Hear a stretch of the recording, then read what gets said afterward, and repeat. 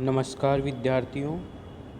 आज के इस वीडियो में हम इशू ऑफ शेयर्स की जनरल एंट्री करने से पूर्व कि शेयर किसे कहते हैं और इसके क्या प्रकार होते हैं और ये किस प्रकार से इसका एप्लीकेशन इनवाइट किया जाता है एवं अलॉटमेंट किस प्रकार से किया जाता है, इसके बारे में अध्ययन करेंगे। सामान्य सी बात है, इस प्रकार के ये जानकारी होना आवश्यक है, क्योंकि एग्ज़ाम में क्वेश्चन आता है कि वो आएगा कि अलॉटमेंट कैसे कर, जैसे एक कंपनी का अलॉटमेंट किस प्रकार से इशू करना है, इस तरह की जनरल एंट्रीज आती है। परंतु अपने को ये एक कॉमर्स स्टूडेंट के लिए जानना आवश्यक है कि शेयर क्या होता है। ठीक है, तो सबसे पहले आता है कि अपन शेयर से पहले लेते हैं कि व्यापार में कोई भी, चाहे वो एकाकी व्यापार हो, साझेदारी पार्टनरशिप हो या कंपनी हो, पूंजी की आवश्यकता होती है। अब वो क्या होता है, उस पूंजी को लगाते हैं और उस पूंजी की को अपन बोलते हैं कैपिटल। ठीक है, जैसे कोई भी व्यापारी होता है तो वो केस टू कैपिटल एंट्री करके अपन उसकी जनरल एंट्री करके वो व्यापार में पैसा लगाता है। और कैपिटल क्या होता है, एक तरीके से बिजनेस के लिए वो क्या होता है, लायबिलिटी होता है, क्योंकि वो उस स्वामी की पूंजी होती है। तो यहाँ पे आपने देखा होगा कि जो कैपिटल होता है, यहाँ पे भी कैपिटल को क्या करते हैं अपन लायबिलिटी साइड में दिखाते हैं। तो सबसे पहले आता है कि यहाँ, लेकिन कंपनी क्या होता है कि कंपनी एक बहुत बड़ा रूप है, एकाकी व्यापार और साझेदारी व्यापार से थोड़ा बड़ा है। तो यहाँ पे आपको समझना है शेयर मतलब अंश। तो जो जैसे कैपिटल होगी, जैसे 5 लाख कैपिटल है मान लीजिए आप, तो वो क्या कि जैसे 5 लाख कैपिटल है तो वो 50,000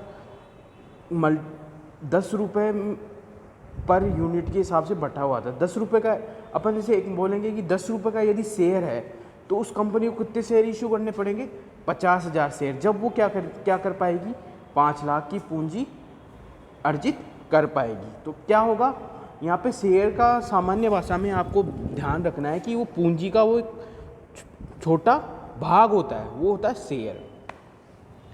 अब इसकी जो टेक्निकल डेफिनेशन है वो अपन देख लेते हैं। कंपनी का आशय कंपनी अधिनियम के अंतर्गत समामित एक ऐसे कृत्रिम व्यक्ति से है जिसका अपने सदस्यों या अंशधारियों से पृथक अस्तित्व एवं सतत उत्तराधिकार होता है, जिसका निर्माण किसी व्यवसाय से लाभ अर्जित करने हेतु होता है और जिसकी एक सार्वभौम मुद्रा होती है। इसका मतलब है कि ये क्या होता है, एक आर्टिफिशियल पर्सन होता है। कंपनी क्या होता है, आर्टिफिशियल पर्सन, जो कंपनीज एक्ट 2013 या इससे पूर्व जैसे 1956 एक्ट था उसके अंतर्गत क्या होती है, रजिस्टर्ड होती है। ठीक है, अब इसका आता है कि इसका क्या होता है, अपने सदस्यों या अंशधारियों से पृथक अस्तित्व होता है।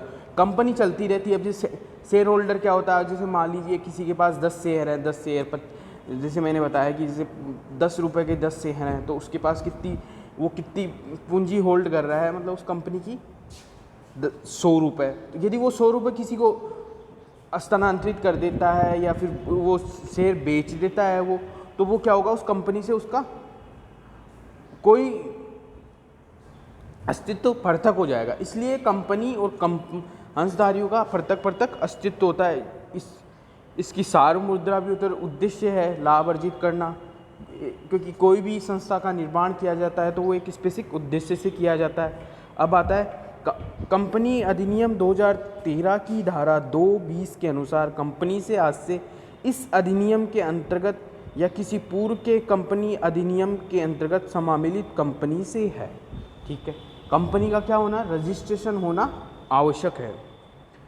अब आता है शेयर। कंपनी की कुल हंस पूंजी छोटे छोटे इकाइयों में विभाजित होती है। प्रत्येक इकाई जिसमें कंपनी की पूंजी विभक्त होती है उसे अंश कहते हैं। मतलब शेयर क्या होगा, जो कंपनी का कैपिटल है उसका छोटा छोटा पार्ट होगा।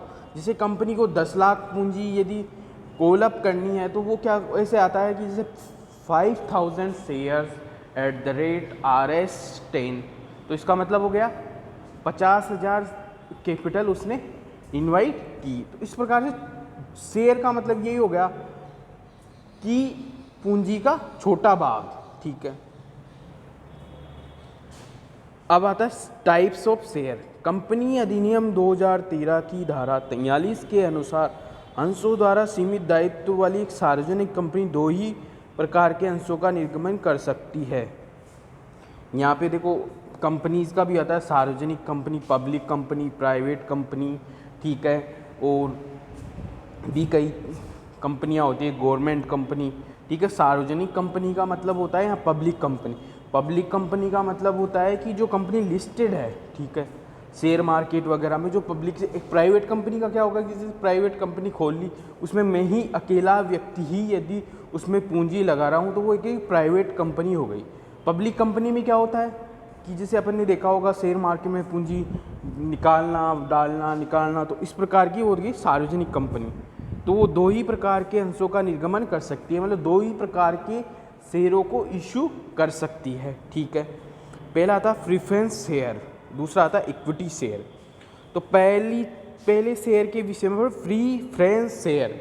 प्रीफरेंस मतलब जिसको पूर्वाधिकार है, अधिमान अंश, पूर्वाधिमान। अब यहाँ पे मैं सिंपल डेफिनेशन, प्रीफरेंस शेयर क्या होता है, कभी भी आप क्वेश्चन सोल्व करोगे तो उसके आगे लिखा होगा 10%, 12%, है ना, 8% प्रेफरेंस शेयर, इस तरीके से की लैंग्वेज लिखी हुई आएगी। तो वो क्या होता है, लाभांश की दर होती है।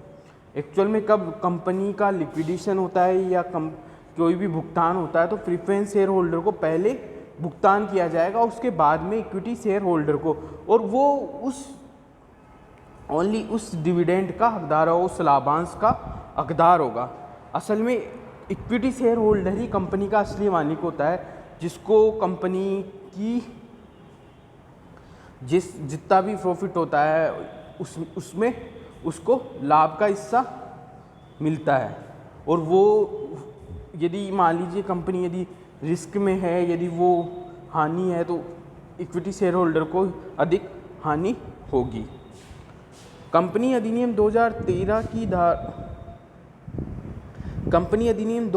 की धारा 43 के अनुसार अधिमान अंशों से ऐसे अंशों से शेयरधारकों को एक पूर्व निश्चित दर से लाभांश प्राप्त करने का अधिकार होता है, और कंपनी के समापन पर ऐसे अंशधारियों को उनके द्वारा दी गई पूंजी वापस प्राप्त करने का प्रथम अधिकार भी होता है। उसको क्योंकि आप जब भी आप क्वेश्चन सोल्व करोगे इनके आगे लिखा हुआ आएगा 10%, 8%, ठीक है। और यहाँ पे मैं बता दूँ इक्विटी शेयर होल्डर का अलॉटमेंट और एप्लीकेशन और इक्विटी शेयर प्रेफरेंस शेयर दोनों का एंट्री लगभग सेम ही होगा, ठीक है।